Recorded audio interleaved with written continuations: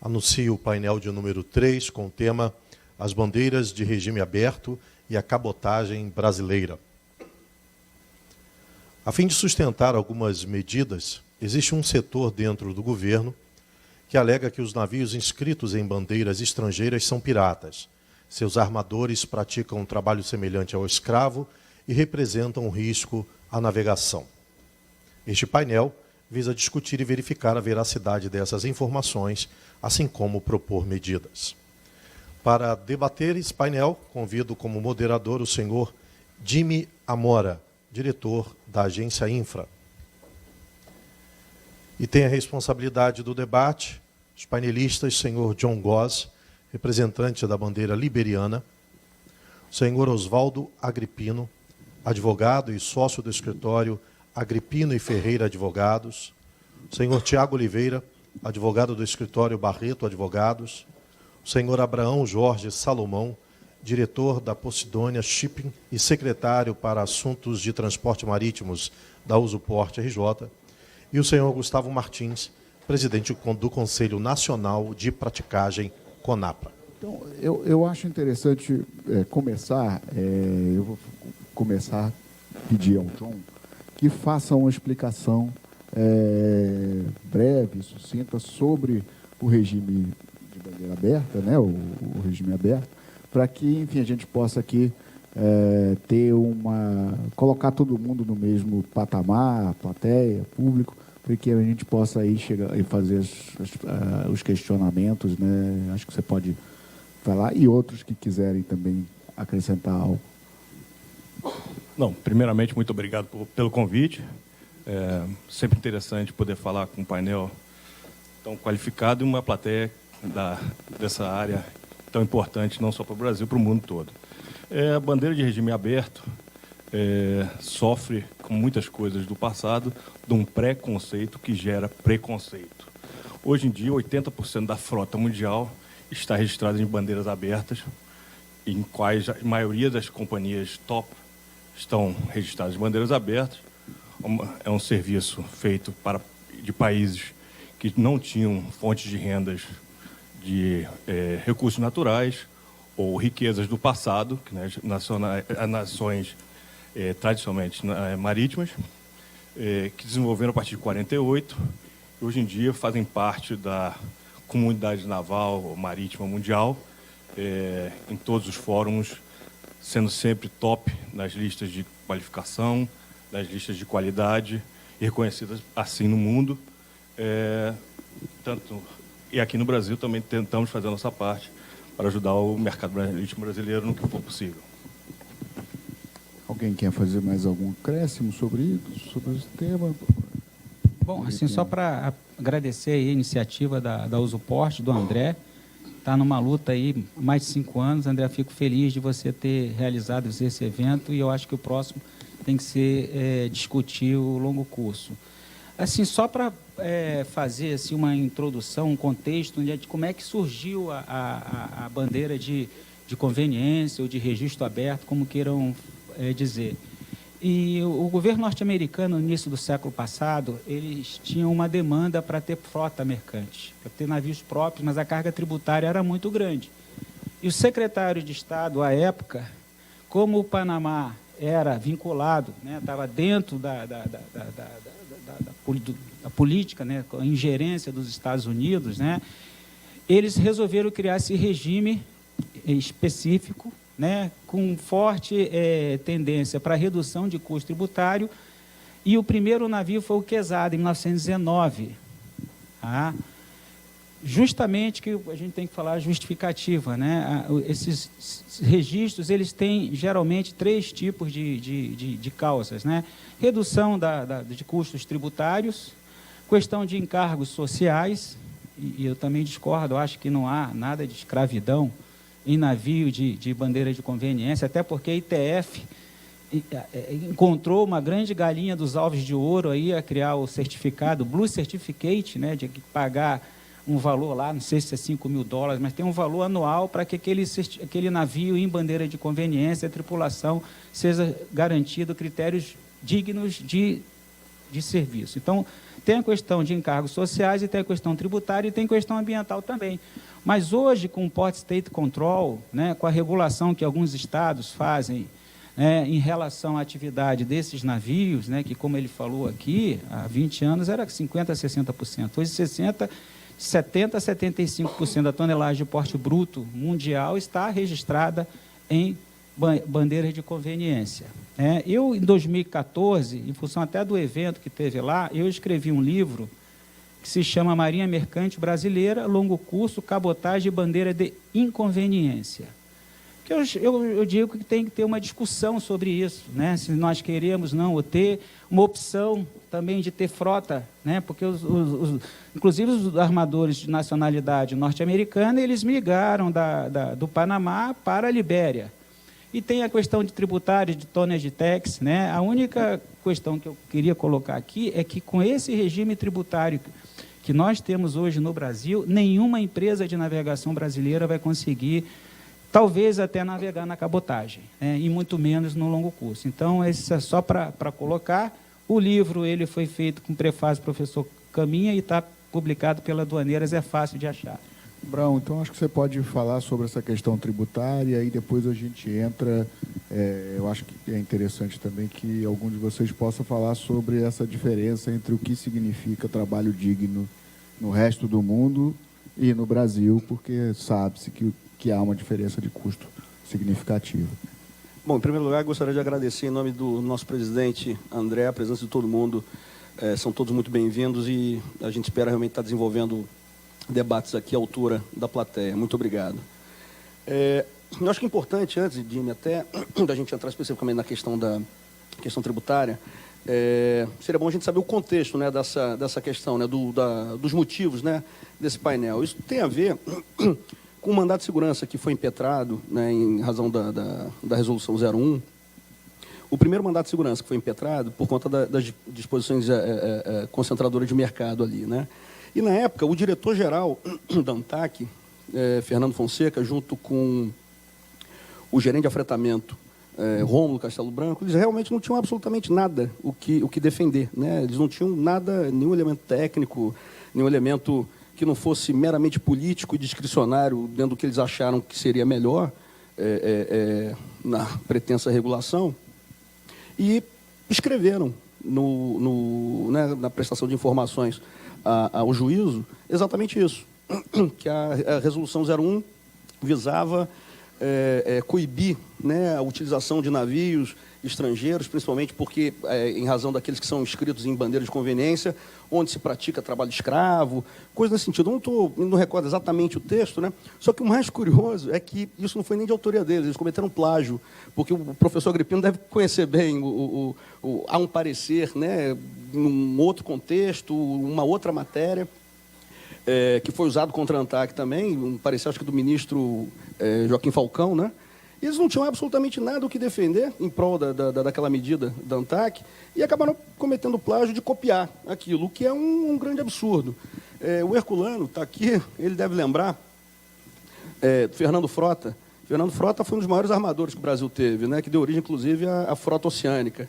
E ele dizia que não existe bandeira boa ou ruim, o que existe são armadores bons e maus.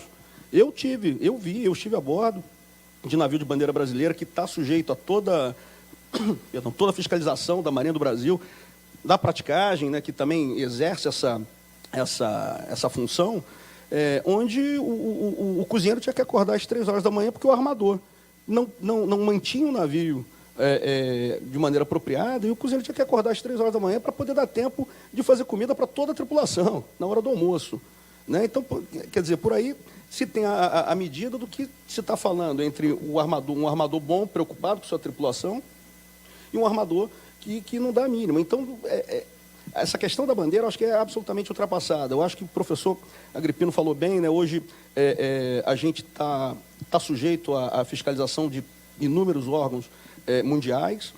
A Marinha do Brasil, até pelo Brasil, né, ser signatário de vários acordos, acaba exercendo essa função de uma maneira muito crítica, no sentido, né, de não deixar passar nada. O Port State, quem conhece aqui uma vistoria de Port State, sabe, né, Marco Aurélio, rezando, enfim, né, o frio na barriga que dá quando você não sabe o que vai sair dali, né, aí o navio fica prendido ou não. Vocês sabem bem o que é isso. Então, assim, acho que essa questão da bandeira é absolutamente, né, ultrapassada. Com relação à questão tributária, é intuitivo a todos nós, né, a gente saber que o custo trabalhista no Brasil é impeditivo, não só para a maré mercante, mas para, eu acho que toda a economia, de maneira geral. Eu não estou aqui advogando de maneira nenhuma qualquer tipo de baixa direito dos trabalhadores, não é isso não. Eu acho que a gente tem que encontrar um caminho onde a empresa não seja onerada a ponto do seu funcionário, do seu empregado, do seu tripulante, ser um ônus e não um insumo, né, no sentido de estar ali naquela cadeia produtiva que beneficia todo mundo. As bandeiras, né, de regime aberto variam, né, de grau, com relação a umas são mais liberais, outras menos, mas a gente tem que lembrar também que existe a possibilidade do segundo registro. A Noruega, por exemplo, né, é craque nisso. O REB, o Registro Especial Brasileiro, é uma tentativa nesse sentido, né, de você criar dentro da própria bandeira uma alternativa mais flexível para que você tenha custos operacionais menores do navio, né? Então, assim, realmente, eu não sei aqui exatamente, Felipe, qual é a diferença hoje em termos de custo de um tripulante estrangeiro e um brasileiro? Pois é, então, quer dizer, e nem por isso, quer dizer, e quando a gente vem aqui para a questão da cabotagem, todo mundo sabe também que hoje a cabotagem, ela 90% da cabotagem é explorada por navio estrangeiro. Isso é fato, tá? Não há ilegalidade nenhuma nisso, embora eu acredite que vá contra o espírito da lei, mas é fato que hoje a cabotagem é feita dessa forma. E posso dizer, sem sombra de dúvida, que todos esses navios são inscritos em países de bandeira de regime aberto, né? Mais uma vez, um mais aberto do que o outro, mas todos esses navios. Hoje o Brasil ele é completamente explorado, tem a sua cabotagem explorada por navios inscritos nessas bandeiras. Tiago, você... eu acho que eu posso pegar até um gancho do que o Abrão está falando em relação ao conceito de trabalho escravo, né? Primeiro, agradecer aí o Abraão, o Felipe, o Alex, ao convite de estar aqui, a todos, e entrar nessa seara. Hoje em dia, o direito do trabalho ele está numa discussão, acho que é mais em voga dos institutos de direito, hoje por conta de reforma trabalhista, reforma previdenciária, que afeta também os empregados, os trabalhadores, agora a MP 905, enfim, que saiu agora do contrato verde e amarelo, que fala um pouco do contrato verde e amarelo, mas é uma nova reforma, se você for olhar a fundo. Bom, em relação ao trabalho escravo, o que nós temos aqui a dizer, como os demais já falaram? Não é a simples bandeira do país que vai denotar, da embarcação, se vai denotar se o regime de trabalho é análogo a escravo ou não. Isso aí, de fato, eu acho que é uma inconsistência. Quem pensa assim. Uma coisa é você examinar o assunto sobre a ótica do conteúdo local, que não é o que a gente está discutindo aqui. Querer preservar empregos de trabalhadores brasileiros, isso é uma ideia, que não é o que está sendo debatido. A outra é você generalizar que navios com outras bandeiras teriam condições piores que os navios de bandeira brasileira. Como o Abrão já citou, 90% do trabalho é gerado por navios de outras bandeiras, de segunda bandeira, enfim. O antigo Ministério do Trabalho, atual Ministério da Economia, pela Secretaria de Relações de Trabalho, tem uma instrução normativa que prevê as condições de trabalho análogo ao escravo. O que seria? Não é algo como antigamente, enfim, na época do Império. O trabalho ao escravo hoje, segundo o Ministério, a Secretaria de Relações de Trabalho, é um trabalho onde o empregado, principalmente, tem o seu direito de ir e vir impedido, não tem as anotações trabalhistas feitas de forma correta, na forma da lei, tem a jornada de trabalho muito extensa e não é o que eu vejo no tipo de trabalho. Mas tem condições específicas para a navegação? Não tem. São regras gerais. São regras gerais. E eu tenho um dado, enfim, eu sou amigo do ex-ministro do Trabalho, o Dr. Elton Yomura, e eu estava aqui na plateia, eu falei, vou mandar uma mensagem para ele para entender um pouco sobre a cabotagem. E aí ele me respondeu aqui, e falou que o problema não é a bandeira, o tipo de navio, enfim, o tipo de trabalho. O problema é a falta de fiscalização, como é o que acontece muito no nosso país. A fiscalização do trabalho, sobretudo a nossa extensão do nosso território é muito grande, a fiscalização ela é muito pouco efetiva, e ele me passou que o estado da Bahia, atualmente, é o estado que mais fiscaliza, mas, mesmo assim, a quantidade é muito ínfima. Os outros estados sequer fazem esse tipo de fiscalização pela autoridade portuária. E as condições de trabalho, sendo verificadas dessa forma, a lei, enfim, 9537 prevê até a apreensão da embarcação. A autoridade brasileira, quando o navio está em águas nacionais, ele pode exercer esse papel fiscalizatório, ele pode apreender a embarcação. Então, o simples fato de ter a bandeira, a segunda bandeira ou bandeira ou sem bandeira, não quer dizer que gere um trabalho análogo ao escravo. Acho que é um sentimento muito deturpado, sobretudo se a gente for comparar a relação de trabalho em outros países. Acho que daria para falar uma tarde inteira sobre isso, não é o caso, mas é o famoso custo Brasil, que as empresas colocam no papel, é o custo Brasil. O custo Brasil, de fato, para ter um empregado registrado corretamente, é alto. E acho que é isso que se discute. Acho que a praticagem pode falar sobre a parte técnica, se há diferenças entre, enfim, os navios nacionais e estrangeiros aí. Obrigado pelo convite. Realmente esse é o aspecto que nós podemos opinar melhor, né? Sinceramente, não vemos nenhuma diferença em termos de qualificação dos navios de bandeira em regime aberto.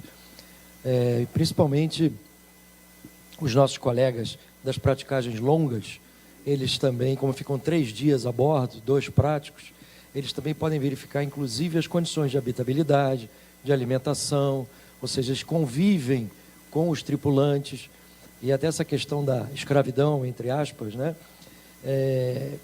Nós não temos registros disso. Se houver uma coisa muito pontual, muito específica, que está ligado mais ao que Abrão falou, bons e maus armadores, né? Já aconteceu aqui de navios serem praticamente abandonados no Porto do Sul, com a tripulação sem alimentos, sem recursos. Tivemos um caso relativamente recente, há uns 2 ou 3 anos. Mas isso não tem nada a ver com a bandeira. Eu também reforço essa experiência, essa argumentação que já foi dita aqui.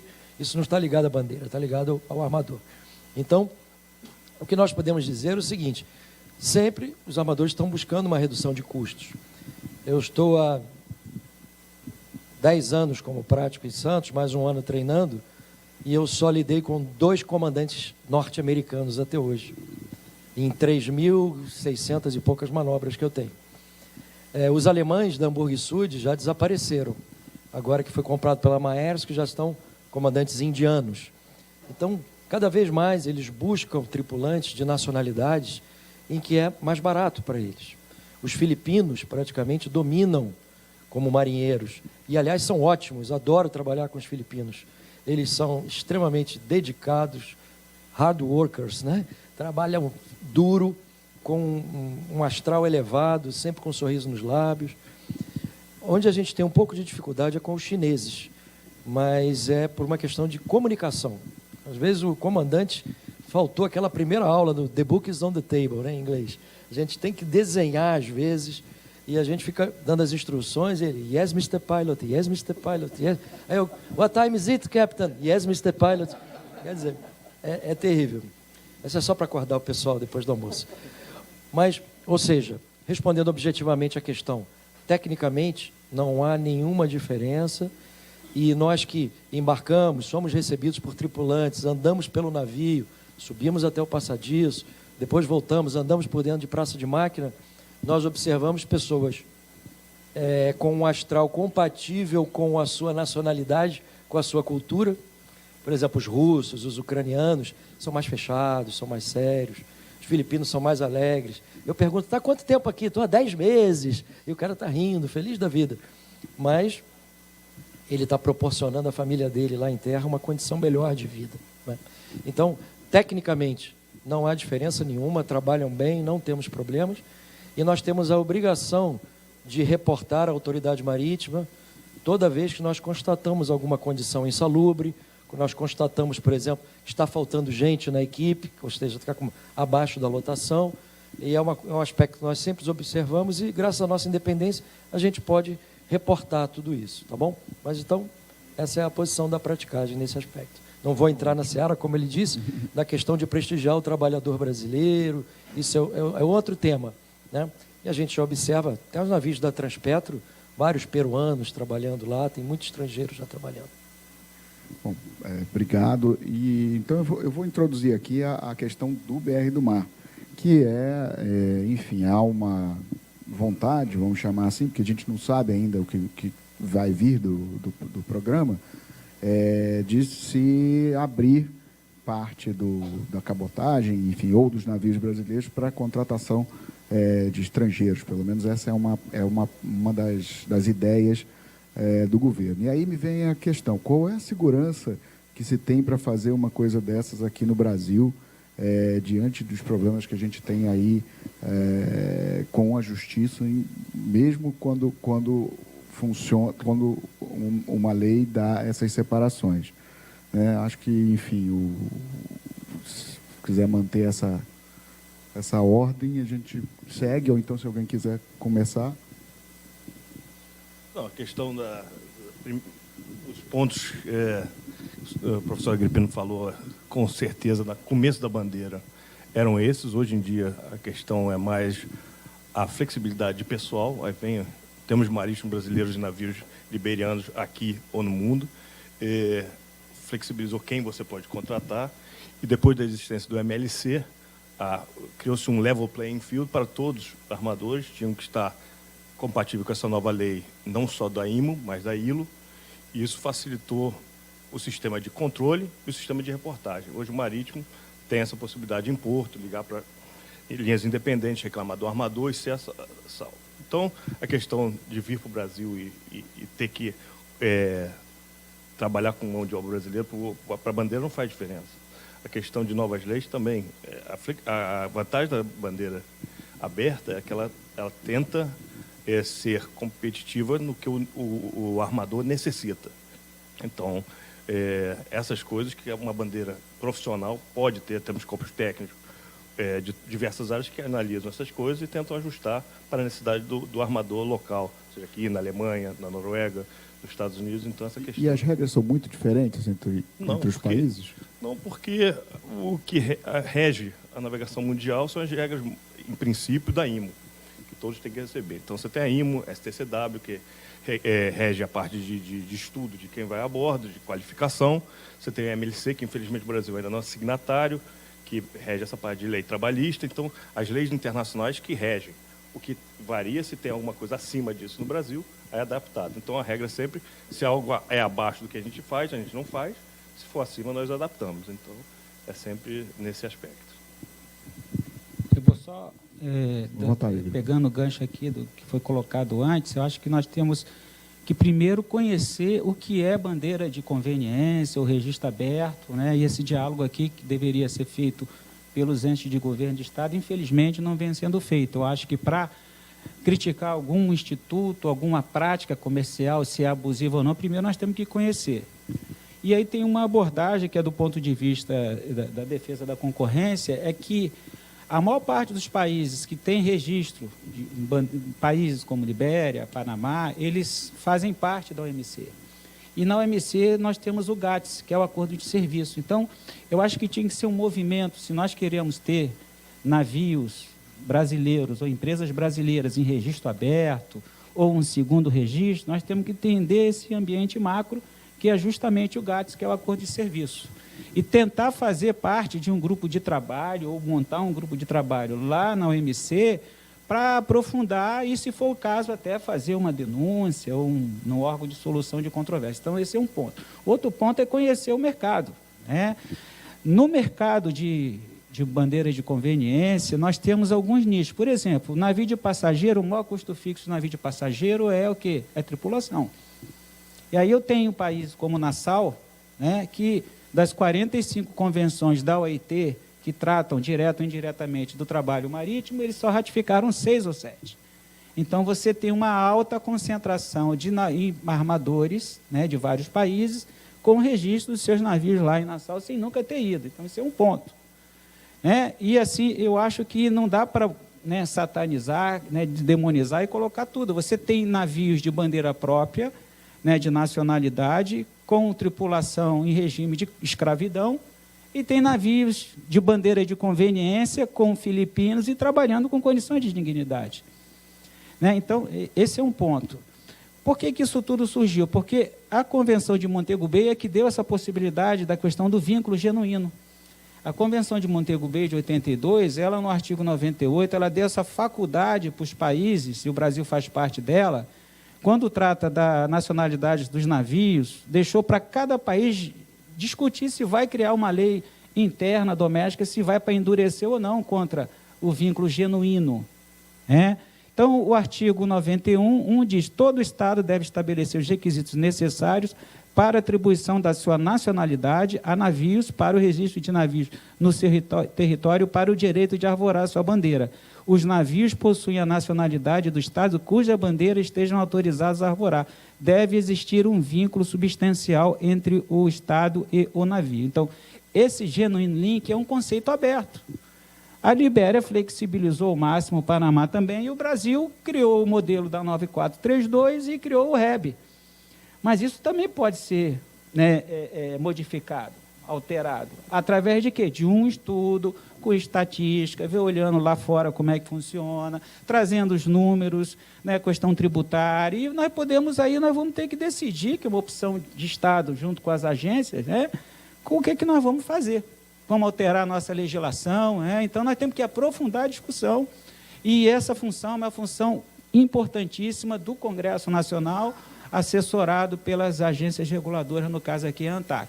Né? Então, se nós queremos aprofundar e enfrentar esse problema, dando uma opção para a nossa economia, seja para o armador brasileiro, nacional brasileiro, porque os Estados Unidos têm lá as Ilhas Marshall, que é onde os norte-americanos registram, é a Libéria, tonnage tax, não é em cima do fato gerador e tomar carga tributária. Então, eles têm condição de competitividade e possivelmente, grande parte dessa receita que é paga para esses navios vai para esses países, né, para esses armadores. Então, essa é uma discussão que a gente quer aprofundar. Ela não é simples, né, mas ela passa justamente pela questão da simetria da informação, estudo comparado e defesa da concorrência.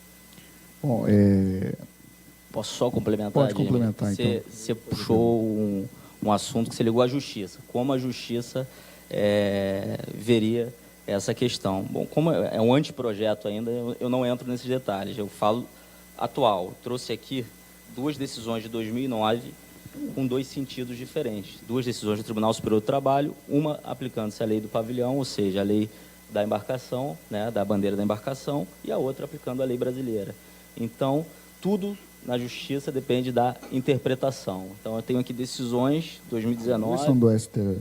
Do TST, Tribunal do Superior TST? do Trabalho. Aqui é o último em instância trabalhista para analisar a matéria. Então, são 2 decisões de navio de cruzeiro, de tripulante, e com decisões diversas. Uma aplicando a lei brasileira, a legislação brasileira, e outra aplicando a legislação da lei que a gente chama da lei do pavilhão, da bandeira. Então, enfim, atualmente a gente tem essa insegurança jurídica em relação à forma de como vai ser encarada na justiça a relação de trabalho. Então, de fato, ainda há uma insegurança. Não há nada escrito que você possa dizer, não, vou encaixar esse tipo de trabalhador nessa regra. Sobretudo depois que o Tribunal Superior do Trabalho cancelou a súmula 207, que falava justamente que seria o local da prestação de serviço. Tá, então a gente está produzindo, enfim, ou caminhando para produzir algo lá na frente que ninguém vai saber se vai poder usar ou não, pelo menos você que é armador. Ô Jimmy, eu posso dizer, sem medo de errar, que nem mesmo o Ministério da Infraestrutura sabe como é que vai equacionar isso. Falo isso com todo o respeito, a gente tem sido muito bem recebido pelo Dino, pela Karina, pelo Kleber, e realmente a gente está diante de um pacote fechado, ninguém sabe o que vem dentro, né? Existem muitas especulações, muita expectativa, mas o que eu posso dizer é que desde quando a gente começou, né, pela Usuporte, a discutiu o BR do Mar com o Minfra, ele tinha uma cara, né? A nossa última reunião, depois de outras tantas, era uma coisa completamente diferente. Então, especificamente com relação à questão de tripulação, eu tenho realmente o grande receio de que se torne a questão do bunker, que está previsto na 9432, mas nunca produziu efeito nenhum, porque literalmente você não combinou com o beck russo, né? Então, eu acho que esse é um dos pontos ainda que falta muita discussão. O Ministério, por si só, ele não vai resolver isso, né? E eu acho que o Tiago trouxe aqui um exemplo perfeito, né? Como é que você vai combinar com cada cabeça de juiz que está por aí pelo Brasil inteiro, né, discutindo isso? Então, eu acho que é interessante a iniciativa. Isso, acima de tudo, mostra que é real o problema, né? O problema existe, o problema onera, né? O problema é um obstáculo, mas talvez a solução ainda não seja essa. Não sei dizer exatamente qual seria, mas me parece que ainda não é a situação que vai resolver, essa solução que vai resolver o problema. Agora, uma coisa que enfim, já não tem informação, a gente tem mão de obra qualificada, se houver um crescimento desse setor nos níveis em que o governo deseja? Ou qualificável? Isso é interessante, né? Acho que a gente pode olhar para os últimos anos, né? Principalmente quando a gente teve o boom do petróleo. O Brasil experimentou, Sérgio, como é que foi, né, os estaleiros aí, né? E junto disso, a demanda por mão de obra. Não, a gente não tem condição de atender tudo, né? Existe, inclusive, uma discussão que seria a questão da flexibilização do ensino marítimo. Isso já ocupou alguns debates, mas fato é que não. E, de fato, a gente operou com muitos tripulantes estrangeiros no boom do petróleo, né? Nós mesmo tivemos aí algumas experiências com barcos operados pela gente, em que a gente brincava dizendo que tinha uma ONU a bordo, né? A gente tinha comandante de uma nacionalidade, os oficiais de uma outra, e abaixo era variado. Então, assim, sendo objetivo, se a gente tiver uma recuperação do petróleo, como está se acreditando, e se o BR do Mar realmente atingir esse ponto que se almeja, não, eu não acredito que a gente tenha condições de atender só com tripulante brasileiro, não. Embora, e aí é uma questão de política, não é crítica, haja, né, o Brasil ele tem uma política de pleno emprego dos tripulantes, o que é uma coisa louvável, enfim, mas a gente não tem condição de atender essa demanda, não. Bom, alguém mais quer comentar sobre? Assim, o judiciário brasileiro, ele não está capacitado para julgar demandas de comércio exterior, de direito marítimo, direito portuário. Quando eu falo que ele não está capacitado, ele é qualificado, tá? Eu tive a oportunidade de orientar uma dissertação de mestrado de um comandante, que é o Wellington Beckman, aqui na FGV, sobre o poder judiciário diante dos desafios do pré-sal e do comércio internacional. Um mestrado em Poder Judiciário em 2011, 2012. Então, o que o Beckman fez? Ele pegou as provas de ingresso para a magistratura federal e estadual do Rio de Janeiro e do Espírito Santo, 2009, 2010, 2011. Tem direito marítimo? Tem direito do petróleo? Tem direito aduaneiro? Tem direito portuário? Nada, nenhuma das provas. Rio de Janeiro e Espírito Santo, federal e estadual. E nas escolas da magistratura também, nos conteúdos programáticos. Então, como é que esse magistrado ele vai julgar essas demandas? Eu atuo muito com comércio exterior e direito marítimo em Santa Catarina. Os nossos juízes, quando você começa a ter algum grau de segurança, é quando vai subindo. E a questão do judiciário, se os empresários brasileiros dependerem de decisão do judiciário, eles não vão fazer nada. Então, tem que alterar a norma e trabalhar junto, principalmente as cortes superiores, para que haja um entendimento, participação de seminários. Aí tem uma decisão aqui de um ministro do TST, que é o Alexandre Ramos, que ele é juiz de carreira e fez doutorado comigo lá na Federal em Santa Catarina. E aí a gente foi juiz lá em Imbituba, e ele foi agora no final do governo Temer, e a gente sempre conversa quando tem decisão. Ele julgou aqui um caso, recurso de revista 1829 de 2016, que era uma tripulante brasileira que embarcou num navio de cruzeiro no Brasil, e esse navio foi para o exterior, de bandeira estrangeira. e ela ganhou os dólares dela lá fora e depois, quando desembarcou, entrou com uma ação querendo o regime trabalhista brasileiro. Isso foi parar na mão dele. Ele disse, não, você não pode ter direito a 2 regimes. Se você teve o regime da bandeira estrangeira e você trabalhou lá fora, como é que você, depois de ter usufruído do regime de lá, vai querer ter o regime trabalhista brasileiro? Então, afastou essa do Alexandre Ramos. Então, ele até me mandou aqui, né, tem aqui, foi em abril, né, de abril, está no WhatsApp. Eu vou oficial de náutica da Marinha Mercante, então, eu já estou no setor há quase 40 anos. Então, eu convivo diariamente com ações de demurge. Os juízes, eles se esforçam. E aí os órgãos reguladores têm que ter os normativos, o governo tem que ter legislação adequada ao que há de melhor lá fora, cotejando com o interesse público e doméstico.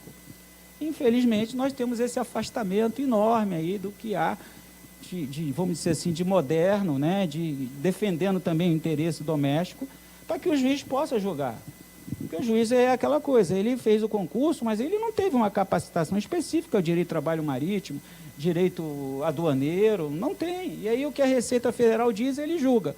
Quando começa a subir, é que começa a haver uma mudança no entendimento. Então, é uma insegurança jurídica muito grande, mas assim, o meu recado é, o normativo existente e as decisões de jurisprudência, elas têm que ser consideradas, analisadas, mas não pode ser óbvio para haver qualquer impedimento para mudança, para melhorar a nossa economia. Tá? O ambiente de negócios, né, e o judiciário, ele tem que ser reativo, né, ao que tem de moderno em termos de legislação. Se eu tenho um Código Comercial de 1850, que ainda pune o comandante que seduzir marinheiro, né, comandante Rezão, está lá, quando eu dou direito ao marido, está valendo, está em vigência, porque era uma prática do comandante contratar tripulante de outra embarcação, e isso era sedução. Poxa, né? Então é muito complicado, né? Então, vou voltar aqui para o Jimmy. Só complementar o que o doutor Agrippino, Claro. o doutor Agrippino falou, é justamente isso. Uma das decisões que eu trouxe é justamente a do Alexandre, e trago a outra em sentido totalmente oposto, que é da ministra Kátia Magalhães Arruda, mas a discussão é essa. Acho que também não dá para o empresariado se basilar com decisões do judiciário. Acho que o judiciário está aí, tem que atuar, de fato, mas a Justiça do Trabalho hoje, como acho que toda a nossa sociedade está um pouco polarizada. Então, tem o grupo de esquerda e tem o grupo de direita. Então, as associações, a gente, enfim, vive isso.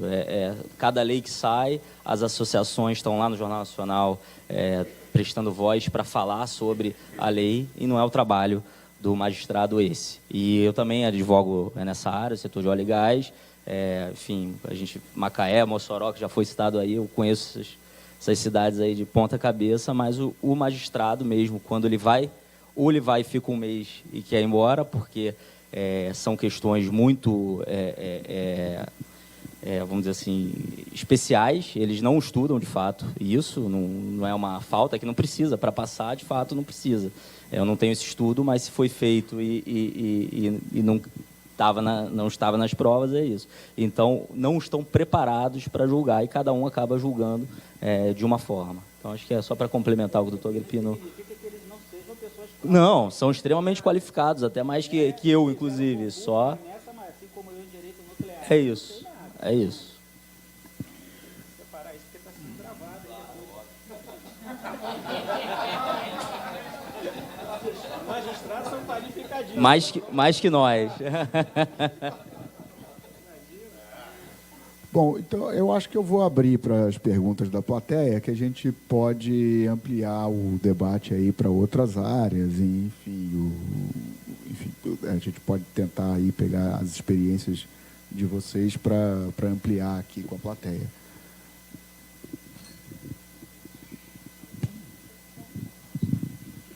Quanto o Brasil perde por não ratificar as convenções da IMO na mesma velocidade que outros estados? Como, por exemplo, a MLC está no Congresso, mas ainda não foi ratificada e tem impacto direto no conforto da tripulação. É difícil quantificar isso por causa do comparativo. A questão que a Libéria foi o primeiro país a assinar, que foi uma questão de desejo de muitos dos nossos clientes, que pediram para a gente participar, para tirar exatamente esse preconceito de trabalho escravo e para ter um playing field justo para todos. Então, a maioria das bandeiras foram atrás e foi um recorde. O Brasil não estando é uma questão que os armadores têm que ver se os clientes finais. Hoje em dia, o cliente final pede essas certificações, sejam elas trabalhistas, sejam elas de meio ambiente. E aí o armador que não tem esses certificados para apresentar se torna menos competitivo e perde assim a possibilidade de estar operando para cliente A, B ou C. E aí depende do mercado, eu não posso quantificar isso para vocês no momento. Mas... Só para esclarecer, o armador brasileiro ele pode ter esse certificado ou ele nem pode ter porque o Brasil não assinou a convenção? Não, pode ter. Ele pode fazer pode fazer por conta própria, se adequar. Desculpa, na realidade o que acontece é o seguinte, que a legislação brasileira, como nós não internalizamos a MLC ainda, né, mas isso gera um problema para os navios brasileiros, de bandeira brasileira, que vão a países que ratificaram a convenção, que têm que cumprir a convenção. Então, a autoridade marítima disse o seguinte, que as sociedades classificadoras podem dar uma declaração de cumprimento da MLC pelo navio, mesmo o país não sendo o parte da convenção. Tá? Explicar o que é MLC, porque é muito específico. Quem está assistindo aí não vai entender. Então, desculpa. O MLC, o Maritime Labour Convention, é uma convenção internacional que provém não do âmbito marítimo, em primeiro lugar, que é a IMO, que normalmente faz as regras do âmbito marítimo, mas do âmbito trabalhista. Então, foi um trabalho conjunto para tentar, nesse negócio tão internacional, estava falando da ONU, eu tinha navios com 21 nacionalidades a bordo. Então, tinha que criar uma regra para que todos soubessem onde procurar, entender o que é um contrato, o que é o salário, o que é um sindicato. E, graças a Deus, é uma realidade hoje. Eu me lembro quando começou, similar como estamos discutindo a BR-Mar, eu estava na Alemanha no momento, era um pânico danado, muitos com medo de que seriam regras que iam acabar com a competitividade e iam prejudicar, mas no fim do dia o profissional bom, as companhias capacitadas, não tiveram problema nenhum e passaram adiante. E hoje em dia temos casos, falamos de abandono. Antigamente, o abandono, o grande problema era você tomar a responsabilidade. Então, ficavam pessoas, às vezes, anos esperando para ser repatriados, porque se você tomasse a responsabilidade, você tinha todos os custos. Hoje, com a MLC, isso é definido, tem seguros para isso. A bandeira pode ajudar a forçar quando há esses momentos, então, facilitou. Antigamente, a bordo, o marítimo era ilhado. Hoje em dia, o prático vai a bordo, o Port State Inspector, ele pega o WhatsApp, ele tem o endereço de onde ligar, e nos países signatários, aí tem que ter uma resposta em terra. Esse é o problema aqui no Brasil, que não tem ainda essa resposta. Mas, como o setor marítimo brasileiro é um setor com já regras bem estabelecidas no trabalho, não tivemos muito problema por isso. Mas essa é a questão da MLC. Você tem uma pergunta? Tem. O que mais se fala no Brasil nos últimos 11 meses e 10 dias é sobre competitividade. Você vai no governo, em qualquer ministério que você vai, a palavra que mais se fala é que você tem que ser competitivo. Aí a gente está discutindo cabotagem, mas a gente tem que entender que, por exemplo, marítimo, ele não opera só na cabotagem. Você tem um marítimo na indústria de óleo.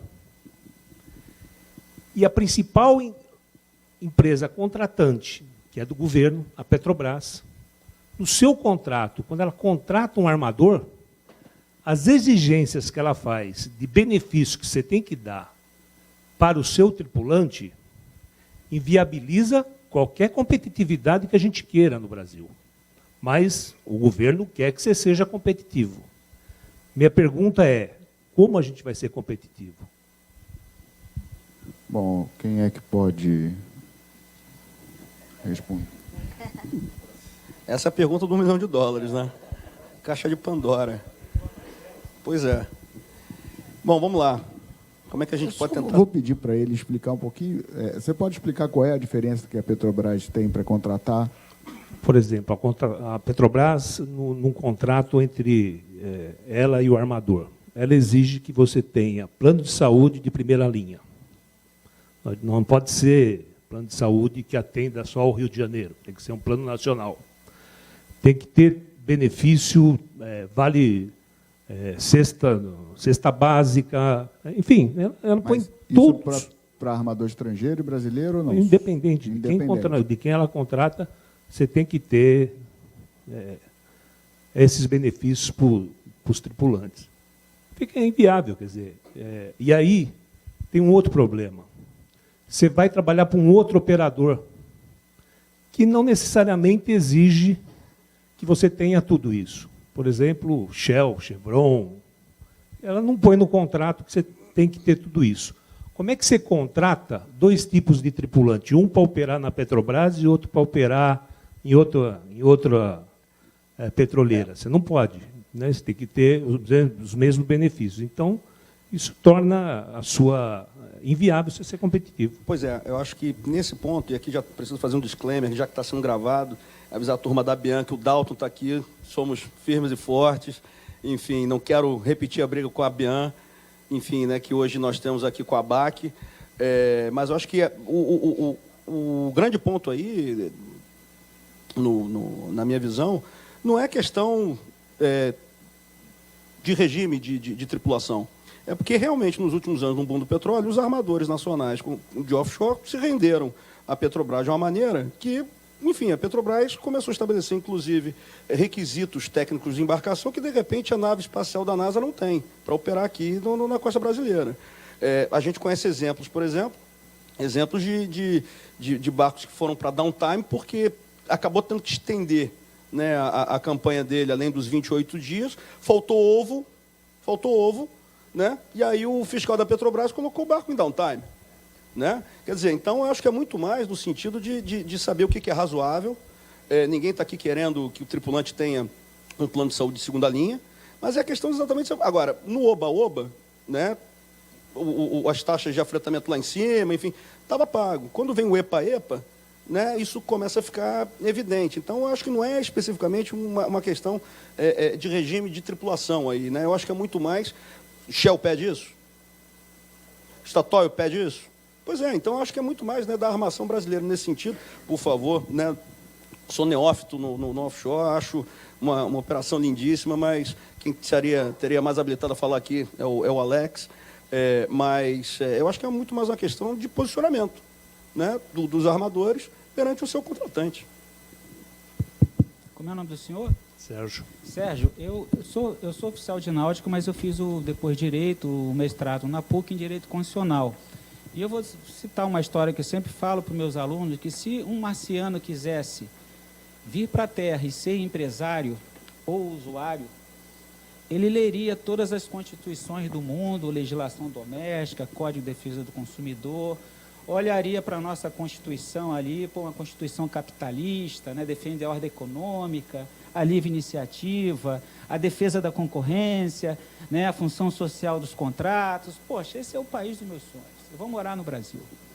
Depois de 6 meses, esse empresário ou esse usuário, ele ia sentir assim, um desespero, porque entre o plano da norma e o dia a dia existe um abismo enorme.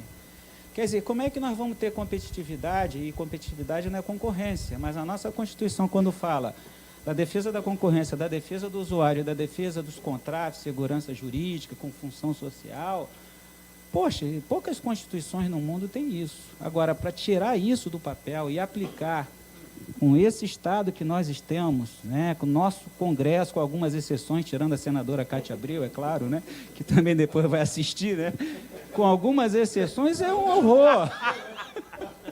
Então, assim, nós temos que... Mas ela se equivoca também em alguns pontos. A resposta não é simples, mas passa por educação. Nós temos que olhar para fora, nós temos que valorizar as agências reguladoras, nós temos que capacitar nossos servidores públicos, dar o melhor de educação para eles, as nossas universidades, fazer pesquisa de ponta, investir em educação e política de Estado. Não dá para fazer política de marinha mercante com cada governo, né, tendo um surto de 1 ano ou 2, Né? Em 2009, quando o diretor da ANTAC era o Almirante Murilo, ele me convidou lá, um debate, 2009, 350 pessoas, ministro do Transporte. Aí eu falei, daqui a um ano vamos analisar isso. Nós estamos em 2019. 10 anos depois, a primeira atividade né, que eu vejo para discutir cabotagem de novo, tirando o projeto da BR, é esse evento da Usuporte. Então não dá para ter competitividade dessa forma. Né? Então, vamos assim, voltar para Marte, então, né? Ficar em Marte. César, por favor, o César Matos, do Ministério da Economia. No final das contas, esse ponto, obviamente que eu não sei o detalhe das exigências da Petrobras, se fazem sentido, se não fazem sentido, mas se for verdade, realmente, a Petrobras exige muito compliance, muito mais rigoroso do que os seus competidores, isso é um reflexo claro de uma coisa só, concorrência, tá certo? Falta concorrência, quer dizer, porque se eu estou exigindo coisas que vão encarecer o serviço, e que isso vai reverberar para mim, quer dizer, muito mais do que é razoável, isso, na verdade, é a falta que você está folgado no mercado. Você pode fazer isso, pode inflar, e, na verdade, você está inflando o próprio custo, em última análise, e, eventualmente, uma certa confusão de objetivos, que é outra das coisas do problema. Quer dizer, uma das principais razões para privatizar é a confusão de objetivos. No caso de empresa privada, é um número, tá certo? Lucro. Deu lucro, aumentou o lucro é bom, diminuiu o lucro é bom. Obviamente que tem que ter... O compliance é uma coisa que hoje, o bom compliance, ele aumenta o lucro, tá certo? Mas, no final das contas, quer dizer, você tentar se arvorar a ser um regulador, ou ser Estado, quer dizer, um conflito permanente da empresa estatal, que ela não sabe se é privada ou não sabe se é... Quer dizer, né, quem tem que definir o compliance, quer dizer, o padrão disso é o setor público, não é ela. Se ela está fazendo mais, é porque ela tem folga para fazer essa confusão de papéis.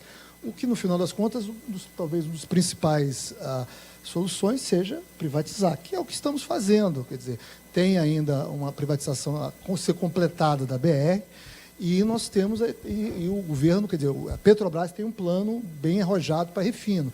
Gás também. Quer dizer, no final das contas, quer dizer, o governo está caminhando para isso, e eu acho que esse problema talvez seja solucionado e, em algum tempo, a longo prazo, isso não é uma coisa de agora.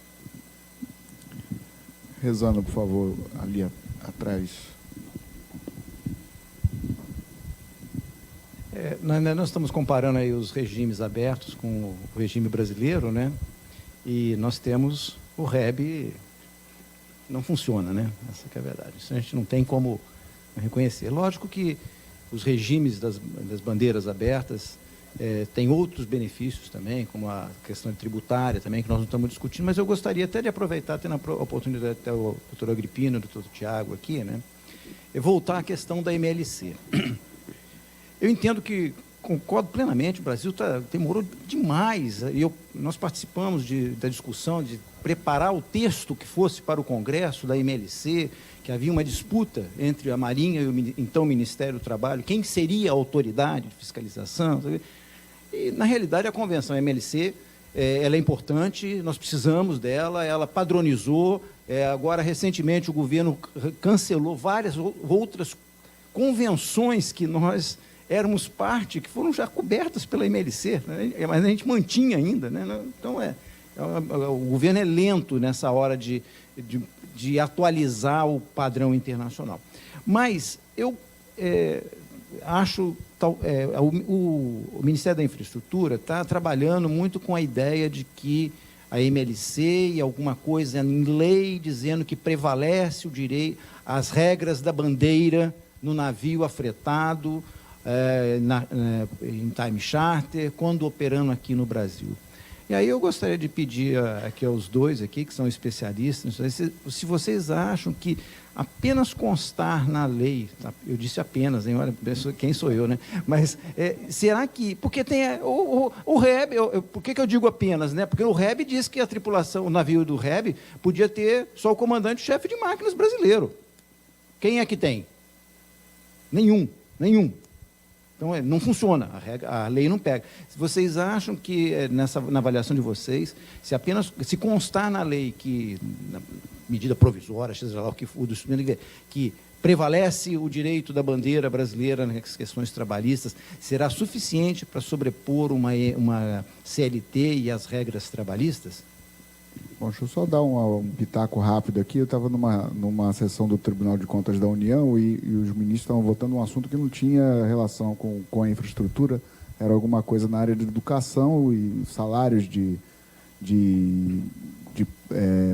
servidores públicos que também eram professores, e aí tinha lá, o Congresso fez uma mudança constitucional para criar uma barreira desses salários, e o STF considerou inconstitucional e manteve os salários acima do teto. Aí um ministro comentou o seguinte: olha, então aqui agora no Brasil, para mudar isso, só a revolução, não tem mais jeito de fazer essa mudança só quando tiver uma revolução, porque se o Congresso foi lá e fez uma mudança na Constituição e o STF diz que não vale, então não tem mais jeito, né?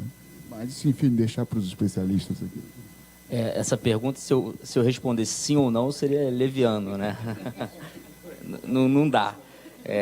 Eu trouxe aqui, como eu disse mais cedo, 2 decisões do Tribunal Superior do Trabalho, com a legislação atual, uma decidindo A e a outra decidindo B. Sendo bem sincero, acho que o simples fato de constar que vai se aplicar a lei da bandeira, acho que não vai resolver a questão. Temos outras leis, temos as resoluções nacionais de imigração, a lei 7.064 de 82, que trata da transferência ou não de empregados brasileiros para o exterior ou contratados para trabalhar aqui.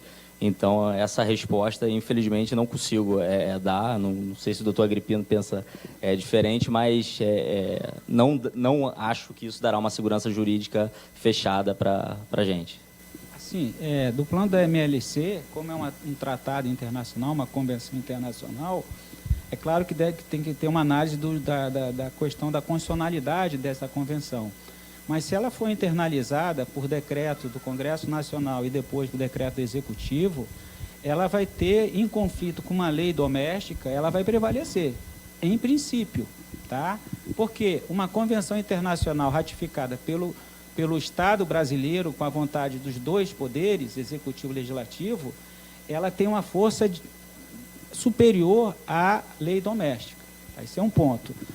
Essa legislação, essa norma é uma medida provisória, né? Se essa medida provisória for convertida em lei e não tiver inconstitucionalidade e não for contrário a que um tratado regulando a matéria, ela vai prevalecer, mas agora tem que ser feita análise também, né? Porque é uma norma específica, mas se a medida provisória é convertida em lei, passado pelo filtro da constitucionalidade, da convencionalidade, porque o Brasil faz parte da Convenção de Viena, se essa norma que decorrente de uma medida provisória estiver em conflito com uma resolução de imigração, a norma vai prevalecer, porque aí é uma lei federal, né? Uma resolução, ela está numa hierarquia inferior a uma lei que tem, né, passou por esses critérios todos, tá? Então, em princípio é isso, mas teria que ver a norma, né, tudo. Em tese é exatamente isso. É o que os tribunais hoje, até para afastar a aplicação de alguma lei, eles fazem uma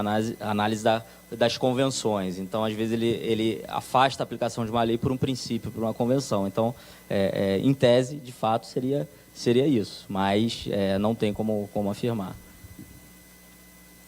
Bom, eu vou então pedir para que cada um de vocês façam uma finalização, um tema final, para a gente começar a partir para o encerramento.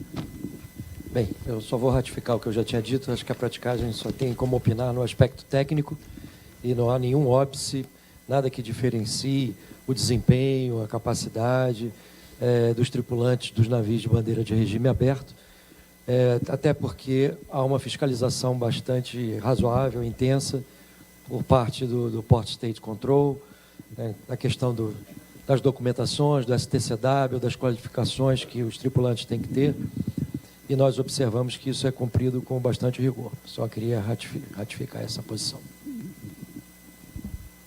Abraão.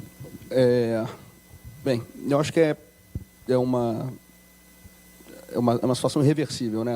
A utilização de navios inscritos em bandeira aberta na cabotagem, né? Acho que a cabotagem já passou de um ponto que não volta mais. né? Eu acho que cabe exatamente isso, né? Fiscalização, acho que ninguém quer aqui um ser humano, né? Alguém, né? Um igual, né? Sendo tratado de maneira escrava, sem o respeito, né? Às suas condições de existência.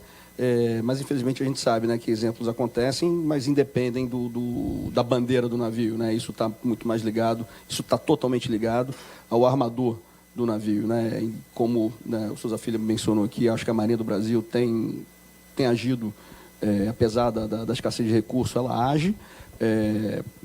Tem o Port State, tem a própria praticagem e, acima de tudo, tem o embarcador, né? O embarcador tem o seu papel de responsabilidade nisso, né? Porque a gente, no final das contas, ou precisa reduzir custo porque quer aumentar a margem ou porque precisa sobreviver diante de um preço que é imposto de alguma forma e que não se consegue cumprir. Então, acho que o mundo vive, né, um movimento de compliance, de integração, em que o embarcador tem o seu elo de responsabilidade nisso, sim. Ele tem que exigir que a sua carga seja transportada em navios que respeitem as condições de existência da tripulação, condições técnicas, enfim, no final das contas, ele é o principal beneficiário disso. Para finalizar, eu acho passar mais um dados para os senhores. Os setores que têm mais ocorrências de trabalhos análogos à escrava, da construção civil e a zona rural. Então, enfim, não acho, repito e ratifico, que não é a questão de bandeira, é quem é o empregador, como vai fazer e como vai lidar. Então, não acho que o simples fato de uma outra nacionalidade vai fazer com que chegue-se à conclusão de um trabalho análogo à escravo.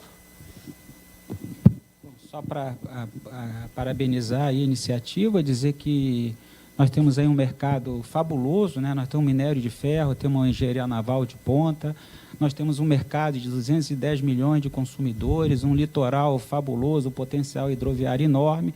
O que nós precisamos fazer é dar estabilidade, né? Olhar para fora, ver como é que são as melhores práticas, né? Trazer segurança jurídica para o investidor, serviço adequado para o usuário, equilibrar tudo isso e sem a participação, sem a valorização das agências reguladoras e a participação de todos, envolvendo universidade, governo, né, a iniciativa privada, nós não vamos chegar a lugar algum. Então, por isso que é importante eventos como esse, né, que se faça outro, o mais breve possível, que for anotado aqui, nós possamos exigir aí dos órgãos, né, de Estado e de governo para que haja, né, uma política aí de longo prazo, né, que não dá para fazer política de marinha mercante em 4 anos, né, uma coisa de longo prazo, né. Então, muito obrigado aí pelo convite, né.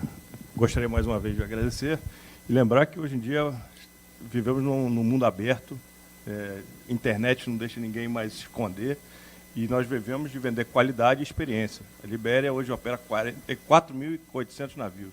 Então, o cliente que vai para trabalhar conosco, ele herda essa vantagem de saber que nós vemos o que está acontecendo no mercado, não aqui, lá fora também. Podemos ajudar os países, né? Trabalhamos muito com a bandeira brasileira, votamos muitas vezes junto ao Brasil na IMO. Estamos aqui para tentar ajudar o consumidor final, que é o que move a força motriz em qualquer lugar do mundo.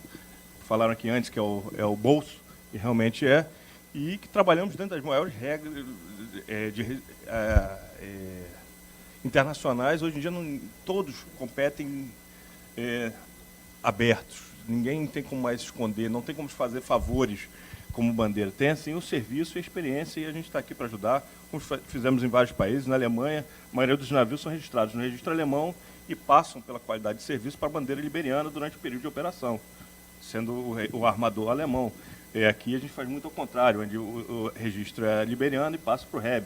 Então, a ideia é o serviço e a experiência que temos para o usuário final ter um produto que ele seja competitivo, voltando à pergunta. Muito obrigado mais uma vez.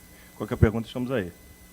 Bom, obrigado a todos. Eu vou fazer o sorteio aqui rapidamente de 2 livros aqui do professor Agripino. Fala um número até 100. Você. 69.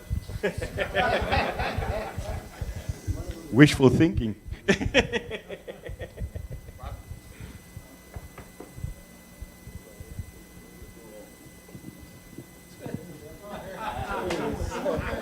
aleatório, não. Faz uma pergunta. Sorteio de Maria.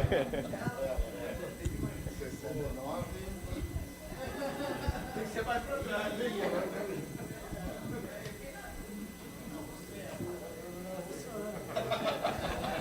Tá contando? Parece a votação na Câmara de Deputados? E não está aparecendo na Câmara, então... Obrigado. Por favor. Como jornalista, aprendi mais um meio de contagem. Agradecemos aos integrantes deste painel. Os aplausos, por favor, aos senhores.